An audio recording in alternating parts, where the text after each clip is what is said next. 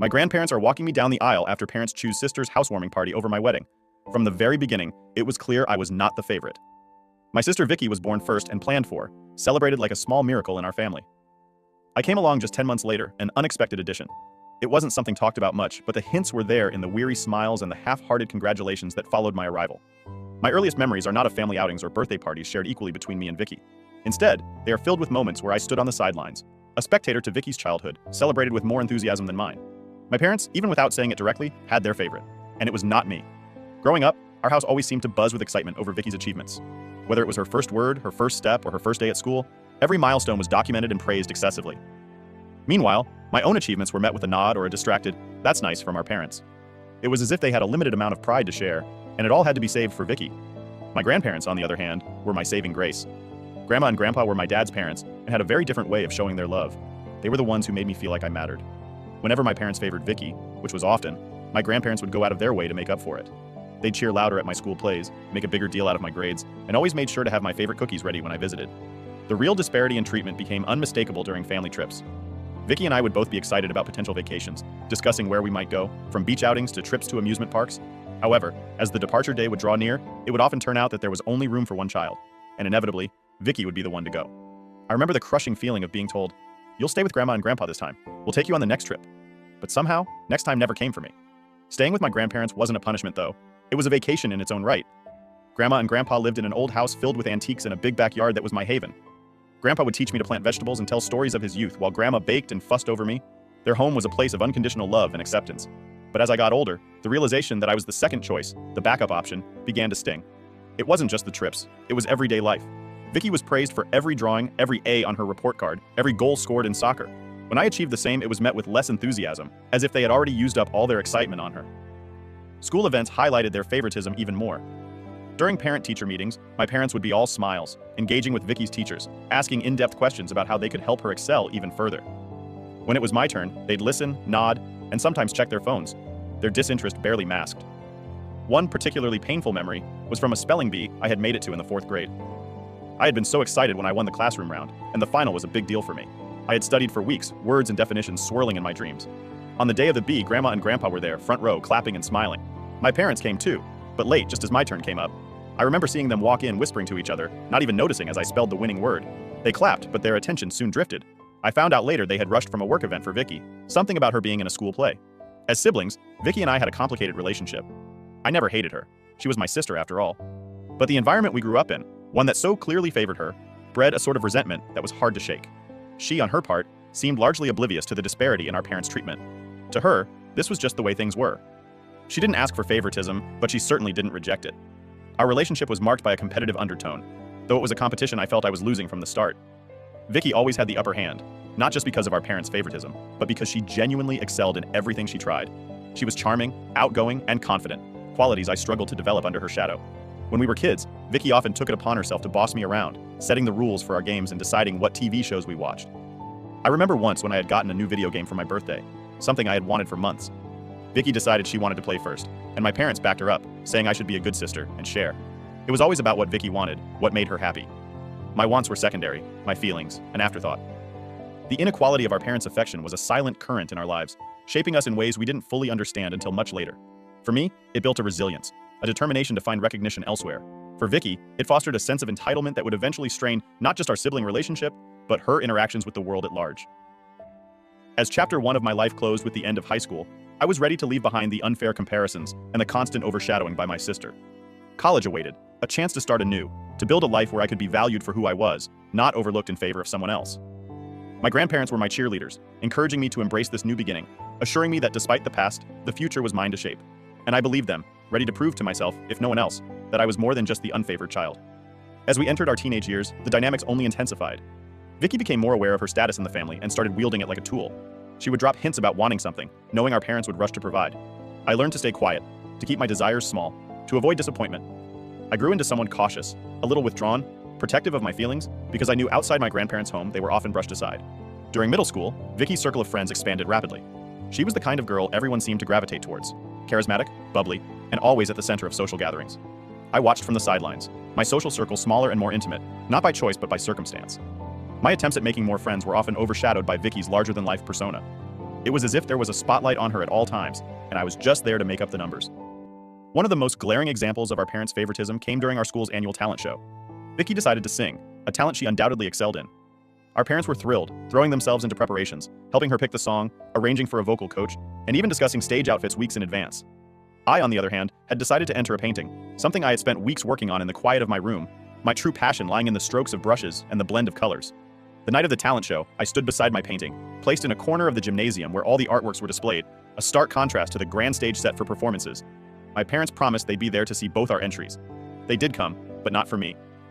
They arrived just in time for Vicky's performance, cheered loudly, and took video after video, their faces lit with pride. After her performance, I waited for them at my painting, hoping they'd wander over to see it. They didn't. They were too busy congratulating Vicky, surrounded by other parents praising her performance. My painting won second place that night, but they didn't notice. I took it home under the cover of darkness, a bittersweet victory. High school wasn't much different. Academic life became more demanding, and so did the social dynamics. Vicky thrived, her report cards filled with A's, her name frequently appearing on the honor roll. My grades were just as good, if not better at times, but the reactions they elicited from our parents were muted, always overshadowed by whatever Vicky was achieving. It was during these years that I began to feel a deep sense of injustice, not just annoyance or the sibling rivalry that might be typical for our ages, but a real, profound unfairness that colored every aspect of our family life. I remember one particularly stark incident that seemed to encapsulate everything wrong with our family dynamics. It was during one of our family dinners, a rare occasion where everyone was supposed to share something about their day. I had just received the results of an important exam, one that I had studied relentlessly for, and I was eager to share my score, an almost perfect result. But just as I started to speak, Vicky burst into the conversation with news of her being selected for the school play's lead role. Immediately, all attention shifted to her. My news was drowned out, forgotten. I remember pushing my food around my plate, the excitement turning to a lump in my throat. Vicky's high school years were also marked by her burgeoning interest in boys, a topic that our parents handled with her in a strikingly different way than they did with me. When Vicky had her first boyfriend, our parents were involved and supportive, setting reasonable boundaries, but also sharing in her excitement. When I eventually had a similar experience, the reaction was one of caution and worry, as if my having a boyfriend was a problem to be managed, rather than a part of growing up. The pinnacle of these years, and perhaps the most hurtful, came during the preparations for our school's prom. Vicky was all in, shopping for dresses with our mom, planning every detail from her hair to her shoes. I was left to plan on my own. My attempts to discuss ideas or ask for advice mostly met with distracted nods or hurried conversations. On the night of the prom, our parents took dozens of photos of Vicky, her dressed in a gown that shimmered like the evening sky, her happiness undeniable. I stood slightly to the side, dressed in a less glamorous outfit, my smile forced for the camera. The contrast in their enthusiasm was like night and day. This phase of life, though fraught with these challenges, was also a time of personal growth for me. I started to seek validation from sources outside of my family. My art became more than just a hobby. It was a sanctuary. I poured my frustrations and feelings of invisibility into my paintings, finding solace and recognition in art competitions, and the small circle of friends who truly appreciated my work. My grandparents continued to be my rock, their home a refuge where I was seen and celebrated. Despite the challenges at home, I managed to carve out a small space for myself where I felt competent and appreciated. But the constant comparisons, the overt favoritism, and the feeling of being a perpetual runner-up in my own family left deep marks on my psyche. I grew more reserved, more inclined to find solace in solitude than in seeking approval that I knew would never come my way. She would always compete with me for everything. Be it about grades, attention from our parents, or even the smallest accomplishments, it felt like a constant battle for validation. And I was always on the losing end because my parents preferred her always. As a result, I would feel really inferior, and we never quite saw eye to eye. Our relationship seemed more like a perpetual contest, with her consistently coming out on top.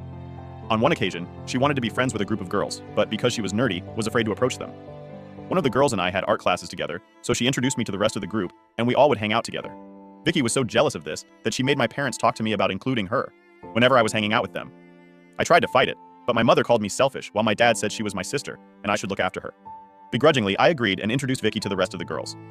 Vicky doesn't really have a lot of friends, so she can come off as overenthusiastic. She would constantly try to impress the girls in our group, often coming across as intrusive. Despite her efforts, she struggled to find her place among them, and the awkward tension between Vicky and the other girls was always palpable. For example, one of the girls had a crush on a guy, so Vicky took it upon herself to approach the guy and let him know that the girl liked him. He laughed because he was not interested and told everyone about it, which embarrassed the girl. After this, the girls told me very firmly that they didn't want me to bring Vicky with me to our hangout, so I agreed. However, Vicky wasn't having it. She threw a tantrum when she found out that the girls wanted nothing to do with her and went to our parents insisting that I should not hang out with these mean girls either, since I was her sister and I should stand up for her. I refused and told her that it was her own fault, that they didn't want to be friends with her. But my parents, as usual, supported her. They lectured me about how Vicky had no ill intentions and that I should try to convince the girls to forgive Vicky, but that if they didn't, then I should cut them off too. I refused and put my foot down. I like hanging out with them, and unlike Vicky, I wasn't going to jeopardize my friendship in any way. I told my parents that I had enough, and it wasn't up to me to find friends for Vicky. My parents were pissed and gave me the silent treatment for weeks, but I'm glad I stuck to my guns. This group of girls has continued to be my friends till today, and are basically like my sisters. I have cried with them, laughed with them, and shared some of the most meaningful moments of my life. However, at that time, it was really hard for me to stand firm in my decision. There were moments when doubt crept in, and I questioned whether I had made the right choice in prioritizing my own happiness over what they wanted. This was not the only reason Vicky grew to hate me. There was also another incident with a boy. She had a crush on a guy, and I had no idea about him. He and I would sit together for some classes because we were friends. He tried to ask me out for junior prom, but I declined politely since I was already going with someone I liked. Later, when Vicky found out, she made a huge fuss about it, telling my parents how I always take things she wants, and that I was knowingly flirting with the guy for months. She called me a bunch of nasty words, which no one should say to their own sister, and told my parents how she wished I was not her sister. My mother sided with her, telling me how it was wrong of me and that as a sister, I should respect girl code. I tried telling them that I wasn't even interested in the guy and had declined his invitation, so she was free to ask him if she wanted, but Vicky refused to let it go. Looking back, I think she knew the guy would have rejected her anyway, so she just wanted to take her frustration out on me since he asked me instead of her. Once my dad took me out for ice cream, telling me that he wanted to spend some father-daughter time with me. This never happened, so I was really pleased. However, he started asking me a bunch of questions like if my boyfriend and I were being careful, if my boyfriend came from a good family, or if we ever did drugs. I was taken aback by his line of questioning and asked him what he meant by all this. This is when my dad revealed that Vicky had been making up stories and telling my parents for months that I was doing drugs and drinking alcohol with my boyfriend. This was a complete lie, and I showed my dad my phone for him to verify that Vicky was lying. Later, when my dad confronted her about all the lies, she tried to justify it by saying that no one our age just hangs out with a guy and that I was hiding things from everyone. I was so pissed that I yelled at her for trying to make unnecessary drama and told her that it wasn't my fault that she had no one to date, but that she needed to keep her nose out of my business. Vicky didn't like it and punched me. This happened out of nowhere, since she had never been physically violent before. My nose started bleeding as I fell down on the ground, clutching my face in pain. My parents rushed me to the emergency room, and all the while, they were pleading with me not to file a police complaint against Vicky. They kept saying how it would ruin her life, while I was sitting in the back seat clutching my face. Vicky didn't even care, nor did she apologize. Later, when the nurse asked me about the incident, I told her the truth and she called CPS. My parents were furious with me for involving CPS, viewing it as a betrayal of family loyalty. In their eyes, Vicky's actions were dismissed as a mere accident, an isolated incident that should not warrant such drastic intervention. They pleaded with the authorities, insisting that Vicky was not a danger to me and that her actions were out of character. In the end, Vicky was let go, but they warned my parents that they would keep a close eye on our situation in case any other accidents happened with me. As you can imagine, Vicky was really shaken up, and so were my parents. Later, my parents told me that they were disappointed in me for trying to ruin my sister's life. My mother started to cry and told me how I was tearing the family apart by involving outsiders. My father's disappointment was palpable, his words heavy with reproach as he questioned my decision to escalate the situation. I told them firmly that I wanted Vicky out of my life, and they agreed. I did feel guilty involving the authorities, but for the first time I felt safer in my own house once Vicky had been formally warned. My parents had a separate conversation with her, and since that day she stopped talking to me altogether. I very much preferred this over her, constantly hovering around me or trying to insert herself into my life. When my grandparents found out about this incident, they asked me to pack my bags so I could live with them for the remainder of high school. They informed my parents, who did not protest much, so I left to live with my grandparents. Unlike my parents' place, I felt safe and loved here. The remaining days of high school went well, and I made lasting memories with my friends. My parents never once visited me or called me throughout all that time. I knew they were happy with their beloved daughter, so I never tried to contact them, even though it hurt me that they could so easily discard me like I was nothing. When I was graduating high school, my parents only showed up to cheer for Vicky. They didn't even congratulate me or approach me, and it felt like I was just a stranger to them. However, my grandparents were there and scolded my parents for being so blatantly obvious about their favoritism. I don't know what my grandfather told them, but my dad later approached me awkwardly and congratulated me. Later, I found out that I was accepted into a good college with a full scholarship. I was so happy about it because I was dreading asking my parents for any financial help. I informed my grandparents about this, and they offered to take me out to a nice restaurant for dinner. After dinner, my grandmother posted pictures of me on her Facebook account, writing a long caption about how proud she was of me for being such an exceptional student. Our relatives soon found out about it and chimed in, congratulating me. I guess some of them might have reached out to my parents who had no idea about all this. Instead of feeling happy about it, my mother called to tell me the next day that Vicky had locked herself in her room, crying because she had not been accepted yet by any college, and that I was knowingly trying to make my sister feel bad about her grades by talking to all our relatives. She told me how this was all my fault because Vicky was apparently depressed after the CPS incident, and I had pushed her into bad grades. I was so unbelievably heartbroken that my own mother could blame me for such a thing that it was the last time I ever talked with her for a very long time. My grandparents helped me move into my college dorm due to my high school boyfriend's college being far away from me. We had broken up. I went into college single and ready to embrace the next chapter of my life with newfound independence and determination. The breakup had been difficult, but I was excited to meet new people. This is where I met Rob. He and I were both freshmen, and we both spent half of our days in the library. Rob was unlike anyone I had ever met before. His quiet demeanor and studious nature mirrored my own, and we quickly found common ground in our shared love for academia. As the weeks turned into months, our friendship blossomed into something deeper. and I realized that I had developed feelings for Rob that went beyond mere friendship. Being an extrovert, I was quite upfront about my feelings for Rob, and I was surprised to know that he felt the same way. We started going out and have been going 8 years strong. My grandparents have met Rob, and they absolutely adore him. I have met Rob's parents, who literally treat me like their own daughter. On occasions, Rob's mother has even confessed to me how she had always wanted a daughter. So she is glad that Rob met a wonderful person like me. To be honest, this is the first time I've been surrounded by family members who like me and don't actually resent me. I've told Rob stories of my childhood growing up, and he listens to me with empathy and understanding throughout these last 8 years. My parents have hardly contacted me except to send me an occasional birthday text if they remembered, but that is it. Recently, Rob and I got engaged. He proposed to me while we were trekking to our usual spot to watch the sunrise, and it was a dreamy proposal. It was so sweet.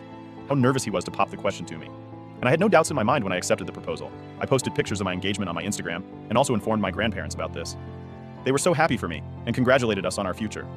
I guess the news must have spread because my parents called me out of the blue to congratulate me as well. I thought it was just a casual conversation since we had not talked for years. They asked me about my life, my job, and my apartment before my dad asked straightforwardly if he could walk me down the aisle. I was taken aback by the sudden question, since just a few moments ago he didn't even have an idea about which company I worked for. I told him that I had not thought about it yet, and my dad told me how it would be embarrassing if I didn't ask him, and others would question us about it. So it's better if he walked me down the aisle. I scoffed and told my parents that I didn't even know if I was going to be inviting them to my wedding since we had not been in contact. This pissed my parents off. My mother started to tell me how disappointed she was by my response, emphasizing the importance of family and tradition. She went on to tell me how they would always be my parents no matter what, and that I should let bygones be bygones. Part of me was tempted to listen to my parents and accept my dad's offer because I did want our relationship to be mended. But another part of me hesitated, wary of opening myself up to potential disappointment and hurt again. However, I was going to be entering a new chapter of my life in a few months, so I told my dad that he could walk me down the aisle, and he seemed overjoyed. During the wedding planning, I reached out to my high school girlfriends, who I had always stayed in touch with, despite the physical distance that had grown between us due to our careers. I told them how I wanted the gang back together and that I wanted them to be my bridesmaids. There were a lot of happy tears and congratulations, and without hesitation, they accepted my invitation to be part of my bridal party, embracing the opportunity to reunite and celebrate this milestone in our lives. Together, we all planned to go to Vegas to celebrate my bachelorette party, while Rob had a separate bachelor party with his friends as well. My friends and I posted a bunch of pictures from the party, and overall everyone had a lot of fun.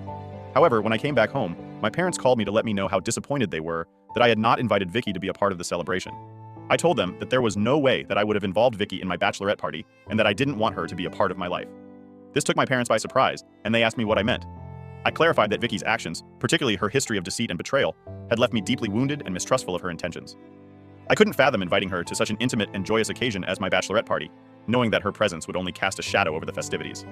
I also informed my parents that this was also why she was not invited to my wedding. Hearing this, my parents lost it.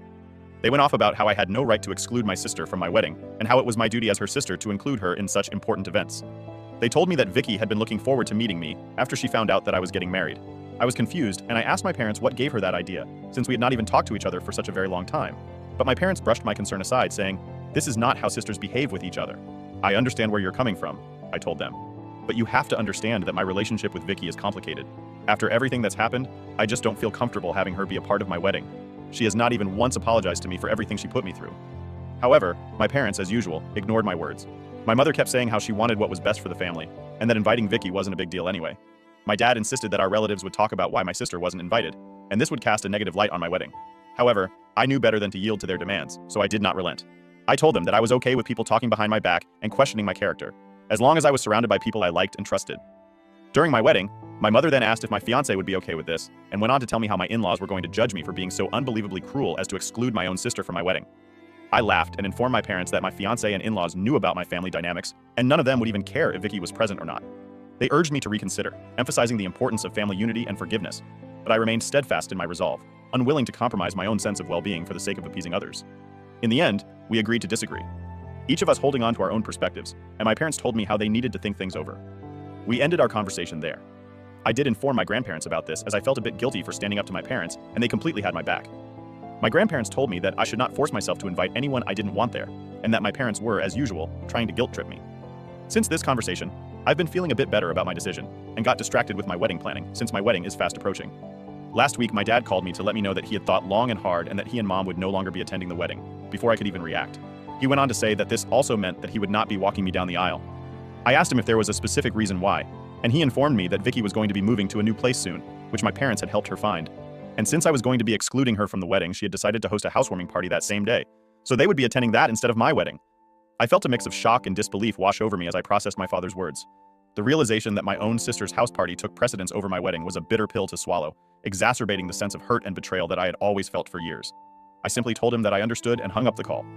Although I tried to act brave in front of my dad, deep down, the pain of rejection cut deeper than words could express.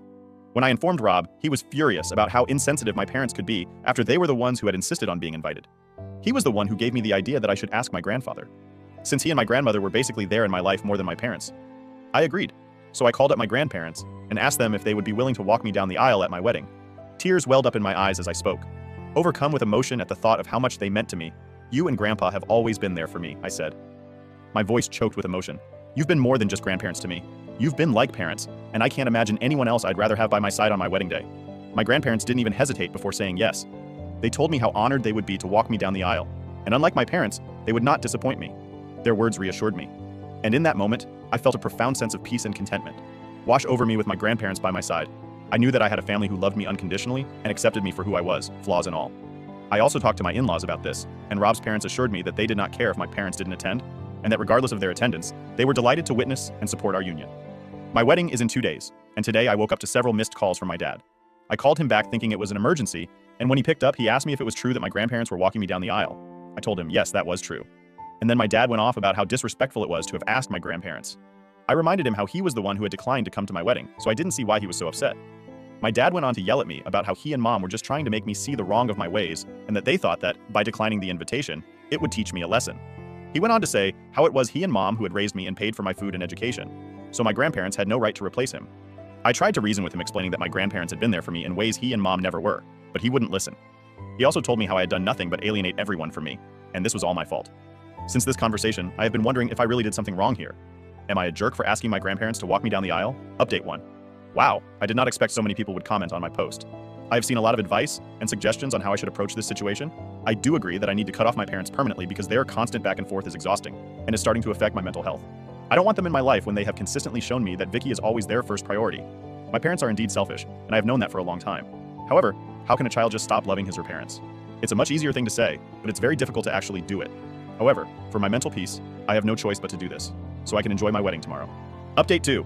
Sorry for the lack of updates this past month, but I have been quite busy since my wedding. First of all, yes, my wedding went quite well with my grandparents by my side as I walked down the aisle. Despite the absence of my parents, I felt a deep sense of joy as I exchanged vows with Rob, committing to spend the rest of our lives together. My girlfriends and I danced the night away, and I can't begin to describe how important it is to stay in touch with your childhood friends no matter what, because sometimes they are your chosen family. During the reception, I did feel a twinge of sadness at the realization that my parents were not there to share in this special moment, especially as I watched Rob's parents and cousins giving speeches to him. However, I took solace in the knowledge that I had made the right decision for myself, prioritizing my own well-being and happiness. Some of my girlfriends did give speeches, sharing memories of our experiences and the bond that had carried us through both good times and bad. In the days following the wedding, Rob and I went on our honeymoon, which his parents had paid for as a wedding gift. I spent all my days just lazing around and enjoying myself with my husband. I feel so giddy every time I look at Rob and realize that he is married to me now. As I had mentioned earlier, I did cut off my parents by blocking them from everywhere. I didn't bother sending them an explanation because, frankly, they don't even deserve one. I have no idea whether Vicky actually had a housewarming the day, or it was just an excuse for my parents not to attend my wedding, but at this point, I don't care. I wish nothing but the best for them and their beloved daughter. Update 3. So I was not going to update anything further since my last update, but something unexpected happened, and I thought you all deserved to know. I haven't checked my email in the past month because I was busy with my wedding and honeymoon, but today, as I was sorting through the emails, I found an email from Vicky. I don't even know how she found out my email address, and I was completely taken aback.